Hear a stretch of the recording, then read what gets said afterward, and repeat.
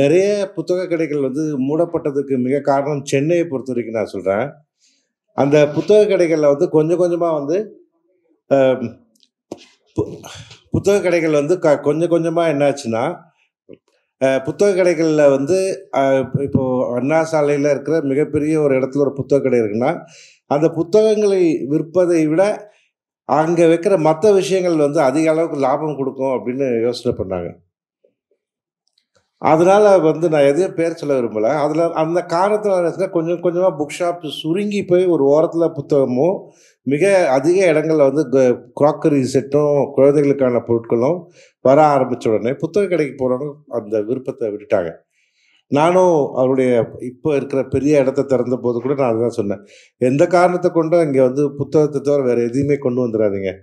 ஏன்னா இங்கே இந்த ஷெல்ஃப் ஸ்பேஸில் வந்து புத்தகத்தை விட வேறு எது வச்சாலும் அதிகமாக வைக்கக்கூடிய வாய்ப்புகள் இருக்குது. இப்போ நான் கூட சொல்லுவேன், எங்களுடைய எமரல்டு இது வந்து இப்போ எக்மோர் புக் ஹவுஸ் வச்சுருக்கோம். அங்கே ஷெல்ஃபில் அந்த ஸ்பேஸில் நான் வச்சுருக்கிற ஒரு புத்தகத்தோட லாபத்தை விட எனக்கு பக்கத்தில் இருக்கிற பேட்டா கடையில் இருக்கிற செருப்பு வைக்கிற ஸ்பேஸ் வந்து அதிகமாக அவனுக்கு சம்பாதிச்சு கொடுக்கும். காரணம் அவன் விற்கிற அந்த ஷூ வந்து 4000 ரூபா அப்படின்னா அவன் அந்த கடையில் வந்து அதே ஸ்பேஸுக்கு ஒரு ஷூவை விற்றா ஒரு 1500 ரூபா கூட சம்பாதிக்க முடியும். ஆனால் இதே இடத்துல நான் வைக்கிறது 400 ரூபா புத்தகத்தை விற்றா எனக்கு 120 ரூபா தான் கிடைக்கும். ஆகவே அதனால தான் நிறைய இடங்கள்ல மாறி போயிட்டாங்க. அப்படி இருக்கும்போது வந்து இன்றைக்கி ஒரு டெடிக்கேட்டட் புக் ஷாப்ஸ் எதுவுமே ஃபெயில் ஆகலைங்கிறது டெல்லியிலே நிறைய உதாரணங்கள் இருக்குது. பெங்களூரில் இன்னும் இருக்குது. அந்த அளவுக்கு வந்து பார்த்துக்கிட்டு இருக்கிறோம். அவர் சொன்ன மாதிரி வந்து உதயம் தேட்டரு போனதில் நிறைய பேருக்கு வருத்தங்கள் எல்லாம் நிறைய மெமரிஸ் இருக்குது. நம்ம 80s வந்து நிறைய போய் இப்போ எங்களை மாதிரி புறநகர் பகுதியில் இருந்தவங்களுக்கு உதயம் தேட்டர் வந்து அப்போ ஒரு பெரிய நிறைய விஷயங்களை கனெக்ட் பண்ண இடம் அது. ஆனால் நல்லா யோசித்து பார்த்தா அன்னைக்கு உதயம் இருந்த அதே காலகட்டத்தில் சத்தியம் தேட்டர் இருந்தது. அண்ணா சாலையில் இப்போ ராய்பேட்டா பகுதியில் இருந்து சத்தியம் தேட்டர். ஆனால் சத்தியம் தேட்டர் வந்து உலகம் முழுக்க நடக்கிற அந்த மாற்றங்களை உள்வாங்கி ஒரே இடத்துல வந்து 6 தேட்டர் 7 தேட்டர்னு கொண்டு வரும்போது சத்தியம் வந்து ஜெயிச்சிட்டாங்க. இதெல்லாம் வந்து வேலைக்காகாது. ஒரு தேட்டர்லேயே படம் ஓடலை, இதில் வந்து 7 தேட்டர் 8 தேட்டரான போட்டு நினைக்கிறவங்க கால வெள்ளத்தில் வந்து கரைச்சி போயிட்டாங்க. அதுதான் இந்த purpose of this whole program வந்து அதே தான். நீங்கள் அந்த மாற்றங்களை உள்வாங்கி கொண்டே இருக்கணும். நம்ம எல்லாருக்கும் தெரிஞ்ச அந்த குரங்கு குலமும் குல்லா வியாபாரி கதை தெரியும் இல்லையா? ஒரு குல்லா வியாபாரி வந்து மத்தியான நேரத்தில் அப்படியே சாப்பிட்டுட்டு உறக்கத்துக்கு பக்கத்தில் கூடையை வச்சுட்டு தூங்கிட்டார். தூங்கி எழுந்திரிச்சு பார்த்தா ஒரு குல்லா கூட காணோம். எங்கே நிமிர்ந்து பார்த்தா மேலே எல்லா குரங்கும் வந்து போட்டுக்கிட்டு இருக்குது. உடனே அவர் வந்து ஆஹா அப்படின்னு சொல்லிட்டு தன் நல்ல வேலை அவருடைய தொப்பி இருந்தது, அந்த தொப்பியை எடுக்கிறாரு. எல்லா குரங்கும் எடுக்குது. திரும்ப இவர் போடுறாரு, எல்லாம் போடுது. அப்புறம் அவர் தூக்கி போடுறாரு, எல்லா குரங்கும் வந்து கீழே வந்து போட்டுறது எடுத்து போச்சு. இது நமக்கு தெரியும். இப்போ சமீபத்தில் ஒருத்தர் அதே மாதிரி தான் வந்து 3வது தலைமுறை 2வது தலைமுறை வச்சுக்கோங்க என்ன மாதிரி அவர் வந்து குல்லா விற்றுக்கிட்டு போயிட்டே இருந்தார். மத்தியான நேரத்தில் சாப்பிட்ட உடனே ஒரு சின்ன தூக்கம் போட்டு பார்த்தா குரங்கு எல்லாம் எடுத்துருச்சு. ஆஹா தொப்பிலாம் இல்லையே அப்படின்னு அவர் யோசிக்கும்போது அப்போ நினைவு வந்தது. ஓ அப்படின்னு இவர் தன் தலையிலேருந்து ஒரு தொப்பி எடுத்தார். எல்லா குரங்கும் தலையிலேருந்து தொப்பி எடுத்தது.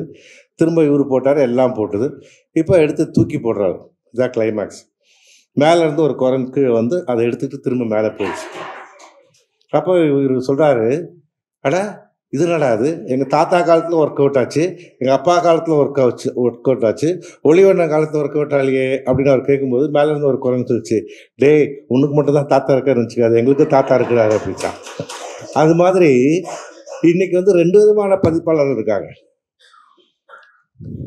அந்த அந்த பதிப்பாளர்கள் அப்படி தான் இருக்கிறாங்க. அவர் சொன்னது போல் வந்து இது போதும், இதான் பதிப்பு, இது ரொம்ப வேகமாக அகல கால் வைக்கிறான் அப்படின்வாங்க. யார் சொல்கிறாங்கன்னு நமக்கு தெரியும். அவனை பார்த்து இவன் பின்னால் போகிறான் பாருங்க, அதான் அப்படின்னு என்னையும் சொல்லலாம். ஆனால் இப்படி தான் இருக்க முடியும். சமூகத்தில் வந்து ஒரே மாதிரி குரங்குகள் இருக்கணும்னு அவசியம் இல்லையா? பல்வேறு குரங்குகள் மாதிரி புது புது விதமாக செய்கிறவங்க இருக்கிறாங்க. அந்த பழைய சிந்தனைகள் இருக்கிறவங்க அப்படி தான் இருக்காங்க. அதனால் அவங்களும் சர்வே ஆகிறாங்க, அவங்களும் செய்கிறாங்க. ஆனால் அந்த மாற்றங்களை உள்வாங்கி கொண்டு செயல்படுறவங்க வந்து எப்பவுமே சந்தோஷமாக இருக்காங்க. இன்றைக்கி வந்து ஒரு இடத்துல ஒரு புத்தக காட்சி நடக்குது, நாங்கள் 2 பேருமே வந்து அங்கே போகாமல் இங்கே உட்காந்துக்கிட்டு கதை பேசிக்கிட்டு இருக்கிறோம் அப்படின்னு சொன்னால் அப்போ எந்த அளவுக்கு அந்த சிஸ்டம் அங்கே சரியாக இருக்கும். நீ இப்போ தானே டெல்லியிலேருந்து வந்த, அதுக்குள்ளே இங்கே ஓடுற அங்கே ஓடுறேன்னு சொல்ல முடியாது. அப்போ உங்களால் யார் வந்து காற்று எந்த பக்கம் அடிக்குதோ அதுக்கேற்ற மாதிரி தன்னுடைய பாய்மரத்தை வந்து அட்ஜஸ்ட் பண்ணுறவன் இல் செயல் வித் விண்ட். அது தெரியாதவன் கொடிமரத்தையே மொத்தத்துலேயும் வந்து இழந்துருவாங்கிறது தான் உண்மை. அதுக்காக தான் இந்த மொத்த அடிப்படையில் வந்து இந்த பயிலரங்கு வந்து இன்றைக்கு நடத்தப்பட்டது. நான் காலையில் சொன்னது அதே மாதிரி தான். இங்கே எவ்வளோதான் கூட்டி கழிச்சு எல்லாத்தையும் பார்த்தாலும் ஒரு 10% கிடச்சிருந்தா பெரிய விஷயம். அதில் நம்ம வீட்டுக்கு போகும்போது ஞாபகம் வச்சுட்டு இருந்தால் இன்னொரு 5 நிமிஷம் இருக்கும். நான் நிறைய தடவை பார்த்துருக்குறேன். இப்போ எல்லாம் பேசி முடிச்சு ஒரு 4 நாள் கழிச்சு வந்து மெசேஜ், ரொம்ப நல்லா பேசுனீங்கன்னு. என்ன பேசுனதா கண்டென்ட், அந்த குரங்கு கதை ரொம்ப நல்லா இருந்ததுன்னு. ஒரு ஒரு நிச்சயதார்த்தம் இது நடக்கு, கல்யாண ரிசப்ஷனு. அப்போ அங்கே போகும்போது அந்த பொண்ணு வந்து கணவர்கிட்ட சொல்லுது, இவர் வந்து சார் நான் வந்து ரயலால் அன்னைக்கு காலேஜில் அட்டன் பண்ணும்போது எங்கள் ரயலால் வந்து இந்த கதையை சொல்லுவார், நீங்கள் எப்பவுமே அங்கேருந்து குரங்கு பார்த்தாலே சார் ஞாபகம் வந்துடும் அப்படின்னா. இப்படிலாம் வந்து ஒரு அறிமுகம் வந்து கிடைக்கும். ஆனால் இங்கே இவ்வளோ நாள் முழுக்க இவ்வளோ செய்திகள் வந்தால் கூட நம்மக்கிட்ட நிற்க போகிறது எண்ட் ஆஃப் த டே வந்து ஒன்றுமே இருக்காது. நல்லா யோசிச்சு போய் பாருங்களேன். அடுத்த வாரம் கேளுங்களேன், இதுலேருந்து ஒன்றுமே இருக்காது. அப்போ என்ன தான் இதுக்கு எதுக்கு தான் இங்கே போயிட்டு வந்தோம் அப்படின்னா, எதுக்கு அடிக்கடி வாஷிங் மிஷினில் துணி போட்டுக்கிட்டே இருக்கோம் இல்லையா? ஒவ்வொரு தடவையும் பயன்படுத்துகிற பிறகு அதை போட்டு எடுக்கும்போது அது ஃப்ரெஷ்னஸ் வரா மாதிரி இந்த நான் அப்படி தான் என்ன பார்க்குறேன். எந்த செமினாருக்கு போனாலுமே அங்கே வந்து நம்ம புதுசாக என்ன கற்றுக்க முடியும். இப்போ இவங்க 2 பேருமே வந்து சேஷும் இப்போ கிரியும் வந்து நான் டெல்லியில் பார்க்கும்போது வியந்து போகிறேன். அவங்க நம்மளோட 50 அடி முன்னால் நிற்கிறாங்க. காரணம் தலைநகரில் இருக்காங்க. இது எப்படி மானிட்டைஸ் பண்ண முடியும்? நம்ம இன்னைக்கு மார்னிங் வந்து அதை தான் கேட்டுக்கிட்டு இருந்தோம். இப்போ சுரேஷ் கிட்ட கேட்டோம், எல்லாம் சரி சார், இப்போ நீங்கள் திருக்குறள் எடுத்து விட்டீங்க, எவ்வளோ காசு சம்பாதிச்சிங்க, நாங்கள் என்ன சம்பாதிக்கிறது, நாங்கள் என்ன பண்ண முடியும் அப்படிங்கிறதுக்கு அவங்க இன்றைக்கி ரொம்ப பிரமாதமாக சொல்கிறாங்க. அவங்க வந்து அவங்களும் சொல்லாதனால நானும் அதை சொல்ல முடியாது. இந்தியாவில் மட்டும் இல்லை, உலக அளவில் இருக்க ஒரு பெரிய பப்ளிஷருக்கு வந்து இப்போ அவங்க வந்து கண்டென்ட்டை வந்து பார்த்து சொல்கிறக்கூடிய அந்த பொறுப்பை எடுத்துக்கிட்டு இருக்காங்க. இப்போ அவர் சொன்ன மாதிரி எங்களுக்கும் அந்த ப்ராப்ளம் தான். ஒரு நாளைக்கு 2-3 மேனுஸ்கிரிப்ட்ஸ் வந்துகிட்டே இருக்குது.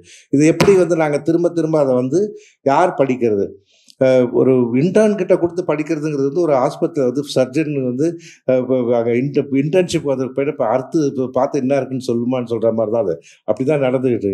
அப்படிப்பட்ட நேரத்தில் அவங்க புதுசாக நமக்கு இன்றைக்கி வந்து சொல்கிறாங்க, ஒரு 50 மேனுஸ்கிரிப்ட் தமிழில் இருக்கா, எனக்கு பப்ளிஷிங் வேணால் ரைட்டராக இல்லை, யாரெல்லாம் கொடுங்க 50 மேனுஸ்கிரிப்ட் நான் எவாலுவேட் பண்ணி 24 ஹவர்ஸ் சொல்கிறேன்னு ஒருத்தர் நீங்கள் தொடரலாம். அதான் தொழில். சுரேஷ் சொன்ன மாதிரி இருக்கிற தொழில் சிலது போகலாம். ஆனால் புதுசாக எத்தனை தொழில் வருது? உனக்கு என்ன சார் வேணும்? டிரான்ஸ்லேஷன் வேணுமா? எதுலேருந்து எதுக்கு வேணும்? நான் பண்ணித்தரேன். தமிழ்லேருந்து இங்கிலீஷ் வேணுமா? நான் பண்ணி கொடுக்குறேன். பண்ணி அதை உங்களுக்கு பாலிஷ் பண்ணி கொடுக்குறேன். அதுக்கு ஒரு தொழில் தொடங்கியாச்சு. படங்கள், இது மாதிரி இன்னைக்கு பல வாய்ப்புகளை நமக்கு வந்து உருவாக்கி கொடுக்கறதுக்கு இந்த நிச்சயமாக இந்த பயிற்சி பற்றி நடந்திருக்குன்னு நினைக்கிறேன். நாங்கள் வந்து இதை செலக்டிவாக கொஞ்சம் பேர் தான் எடுத்தது. காரணமே ஏன்னா நிறைய பேர் லாஸ்ட் 2-3 days ஏன் க்ளோஸ் பண்ணிட்டீங்க, ஒரு 100 பேர் ஒரு மாநாடு போல் நடத்த விரும்பவில்லை. இது மாதிரி 2018 இதே அரங்கத்தில் நாங்கள் நடத்தும் போது அன்றைக்கே வந்திருந்தவங்க. இங்கே வந்து காலையில் கூட நான் வந்து இவங்க எங்கள் எடிட்டர் ஹர்ஷா கிட்ட தான் சொன்னேன், இந்த தடவை வந்திருக்கிறவங்களாம் எனக்கு 10% தான் எனக்கு நல்லாவே தெரியும் முகமே, இது யாருமே எனக்கு தெரியல, அவங்களெல்லாம் வந்து நான் ஃபேஸ்புக்கில் தான் பார்த்துருக்குறேன், இல்லை கேள்விப்பட்டிருக்கிறேன், இல்லை கேள்விப்படாதவங்க அப்படின்னு நினைக்கும்போது 2018 இதே மாதிரி தான் அவனுக்கு நடந்தது. அதனுடைய வெளிப்பாடு தான் அந்த வாருங்கள் படிப்போம் என்ற ஒரு குழு தொடங்கி இன்றைக்கி வந்து அதிலிருந்து நிறைய எழுத்தாளர்கள் உருவாக்கியிருக்காங்க. அந்த ஃபோட்டோகிராஃபரோட பார்க்கும்போது ஆச்சரியமாக இருந்தது. ஏன்னா அந்த ஃபோட்டோகிராஃபில் இன்றைக்கி க்ளோஸாக இருக்கிறவங்களாம் அன்றைக்கி ஒருத்தர் அன்னோனாக தான் வந்தாங்க. அந்த வகையில் வந்து இது வந்து பல வகையில் வந்து பயன்படும்னு நினச்சி நான் என்னுடைய அனுபவத்தில் நான் உங்களோட ஷேர் பண்ணுறது என்னென்னா, எப்போவுமே வந்து இந்த மாதிரி செமினார்ஸு ஒர்க் ஷாப்ஸு எங்கே நடந்தாலும் போயிடுங்க. ஏன்னா அது வந்து நம்மளை வந்து அடுத்த கட்டத்துக்கு கொண்டு போகக்கூடிய வழி. எப்போல்லாம் ஃப்ரஸ்ட்ரேஷன் வருது, என்ன செய்கிறது அப்படின்னு நம்ம இண்டஸ்ட்ரியில் வரும்போது போய் ஒரு ஃப்ரெஷ்ஷாக குளிச்சுட்டு வரா மாதிரி, நம்ம வந்து குளிச்சுட்டு வரா மாதிரி, தமிழ் சரியாக தானே வருது, குளிச்சுட்டு வரா மாதிரி நம்ம வந்து போய் இந்த மாதிரி ஒரு செமினாருக்கோ ஒர்க் ஷாப்புக்கோ போயிட்டு லேடிஸாக நிறைய சிரிக்கிறாங்க. ஜென்ஸுக்கு புரிய மாட்டேங்குது. ஜென்ஸ் நல்லவங்களாயிட்டாங்க.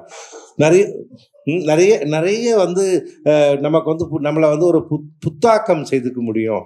அதுதான் மிக முக்கியம். அந்த வகையில் வந்து இது வந்து நம்ம அடுத்த ஸ்டெப் கொண்டு போக முடியும்னு நினைக்கிறேன். எனக்கு தெரிஞ்சு, ஏன்னா இதுக்கு முன்னால் வந்ததுன்னா 80களில் கம்ப்யூட்டரை பற்றி சொன்னாங்க பேசும்போது, 10 வருஷம் கழிச்சா நாங்கள் பார்த்தோம். தெருவில் வந்து அங்கங்கே வந்து எல்லாரும் போய் கற்றுக்கிட்டாங்க. கம்ப்யூட்டர் கிளாஸ் போகிறனாலே ஒரு சந்தோஷம். நீ ஏன்டா மச்சான் போகிறேன்னா, அவன் அங்கே தான் போகிறான், நானும் போகிறேன். இப்படிலாம் போயிருந்தேன். என்னடா படிக்கிற? கோபால் படிக்கிறேன்னா. அதனடா கோபால் படிக்கிறேன். அப்புறம் கோபால தான் அவன் வந்து கோபால் அப்படின்னு சொல்கிறாங்க. ஏதோ ஒன்று படிச்சுட்டே தான் இருந்தாங்க. ஒன்றும் பெருசாக ஒன்றுமே இல்லை. எல்லாம் போயிட்டு தான் இருந்தது. ஆனால் 90 வந்து இந்தியாவுடைய பொருளாதாரம் திறந்து விடப்பட்ட போது கிடைச்ச ஆப்பர்ச்சுனிட்டிஸை முதல்ல வந்து பயன்படுத்திட்டவங்க ஸ்டாட்டிஸ்டிக்ஸில் இந்தியாவில் எக்கானமி ஓப்பன் பண்ண போது அதிக அளவில் பெனிஃபிட் ஆன ஒரு ஸ்டேட் அப்படின்னா Tamil Nadu. That is because already prepared our self. என்னன்னே தெரியாமல் ரெடி ஆகிட்டு இருந்தோம். அதே மாதிரி தான் எனக்கு ஆர்டிஃபிஷியல் இன்டெலிஜென்ஸை பொறுத்த வரைக்கும் உலகம் முழுக்க வந்து ஓடிக்கிட்டு இருக்கிற நேரத்தில் இங்கே வந்து ஆல்ரெடி வந்து நிறைய விஷயங்கள் வந்து இப்போ செல்வகுமார் கலையில் எனக்கு ரொம்ப ஆச்சரியம். ஏன்னா செல்வகுமார் 40-45 வருஷமாக எனக்கு செல்வகுமாரை தெரியும். அவர் தொடாத துறையே இல்லை. அதே மாதிரி எந்த துறையிலும் ரொம்ப நேரத்தில் இருக்க மாட்டார், வந்துடுவார். கொஞ்ச நேரத்துக்கு பார்த்தா மாறிக்கிட்டே இருப்பார். ஆனால் ஏன்னா அவருடைய இன்ட்ரெஸ்ட் வந்து வேரிட். ஆனால் இதில் வந்து அவருடைய இன்வால்மெண்ட் அந்த இன்டெப்த்தாக போய் அந்த ஒவ்வொரு படத்தையும் உருவாக்கும் போது போடும்போது மகிழ்ச்சியாக இருந்தப்போ இது வந்து இங்கே இருக்கிற எல்லாருக்குமே மேடம் வந்திருக்கிறாங்க சரோஜா, அவங்க இந்த வயசில் வந்து கேட்குற கேள்வி ஐஎஸ்பிஎன் தேவையா, ஏஏ என்ன பண்ணுறது அப்படிங்கும்போது இங்கே வயசுங்கிறதே வந்து it's just a matter of mere number தான் இல்லையா? வயசுக்கு என்ன சம்மந்தம் இருக்குது? பூமி சூரியனை சுற்றி வருது. அது 365 நாள் சுற்றிட்டு வருதுனால எனக்கு 1 வருஷம் கூட்டிக்கிறேன். இதே செவ்வாய் கிரகமாக இருந்தால் எனக்கு ஒரு 2 வருஷத்துக்கு ஒரு தான் ஒரு வயசு ஏறி இருக்கும். பூமிக்கும் சூரியனுக்கு இருக்கிற அக்குள்ள பிரச்சனையை வந்து கொண்டாந்து என்ன பார்த்தியா உனக்கு வயசு ஆகிடுச்சின்னு கேட்குறீங்க இல்லையா? ஆகவே வயசுங்கிறதுலாம் வந்து மியர் நம்பர் தான். How we think, how we act, அதுதான் இம்பார்ட்டண்ட்டு. அந்த வகையில் வந்து I wanted to congratulate every one of you present year. இப்போ வந்து நான் வந்து இந்த செஷனை வந்து இதோட நிறுத்திட்டு நீங்கள் வந்து பேசுகிறீங்கன்னா நம்ம வந்து ஒரு காஃபி வந்துருச்சு, அதை முதல்ல சொல்லிடுறேன். ஏற்கனவே மெசேஜ் வந்துச்சு. ஒரு 10-15 நிமிஷம் மட்டும் இதெல்லாம் எப்படி இருக்கும்? ஏன்னா நம்ம நினச்சிக்கிட்டு இருப்போம் இதெல்லாம் சரியாக செஞ்சுக்கிட்டு இருக்கோம்னு நம்ம நினைப்போம். நாளைக்கு நான் ஃபோன் பண்ணி சாரதி சார்ட்டியோ அழகப்பன்ட்டு கேட்டால் ஓ பிரமாதம் எக்ஸலண்ட் அப்படின்னு தான் சொல்லுவோம். ஏன்னா நம்ம அந்த மாதிரி கண்டிஷன் ஆகிட்டோம், முகத்துக்கு நேராக சொல்ல மாட்டோம். ஆனால் அப்படி இல்லை. நம்ம வந்து அடுத்த கட்டத்துக்கு போகணும் அப்படின்னு சொன்னால் நம்ம வந்து நம்மளை இன்ட்ராஸ்பெக்ட் பண்ணிக்கிறது நல்லாயிருக்கும்.